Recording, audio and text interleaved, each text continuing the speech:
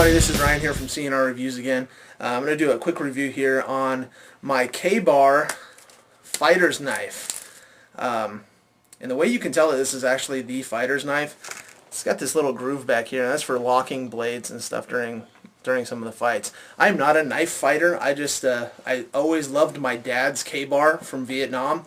That he just kind of had sitting around the house, and when I grew up I said I want a KABAR just like my dad, and I got a little bit different one, but you know, still a KABAR. So anyway, it comes with this this pretty nice sheath here. It's leather on the back, cloth on the front like a nylon.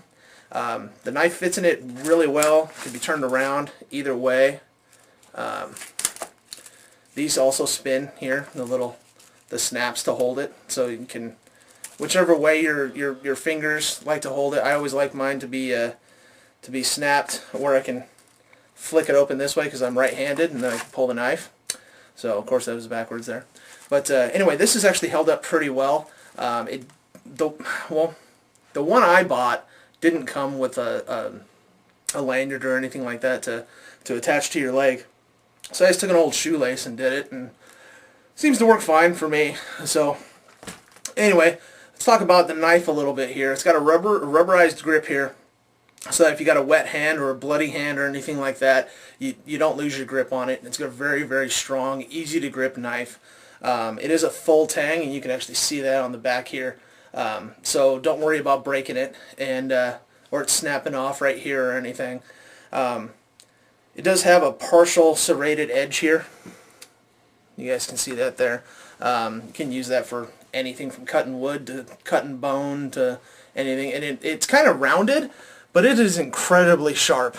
So yeah, it is kind of hard to sharpen this one because the metal is so hard. It is a 1095 high carbon steel on this, so that steel is used for really like strong fighters knives and military knives, not swords or anything longer, you know, because it doesn't have the flexibility. So it's a real hard, non-weldable material that's kind of brittle, and it's not gonna bend. It's not gonna, well, it will break, but I mean, I've done some crap with this knife and it hasn't broken, and it probably should have. I know a lesser knife would have broken by now. So, and I've had this thing about 5 years, and it's still in a really good condition.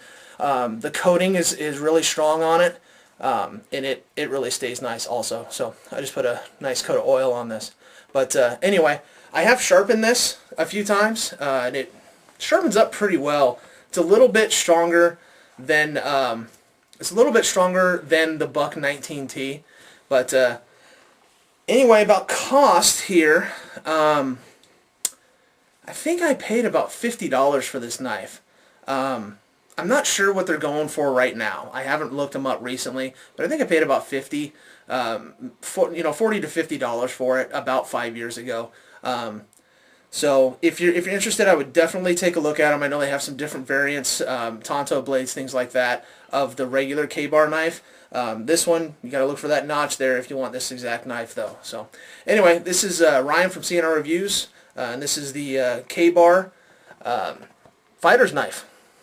Thanks a bunch.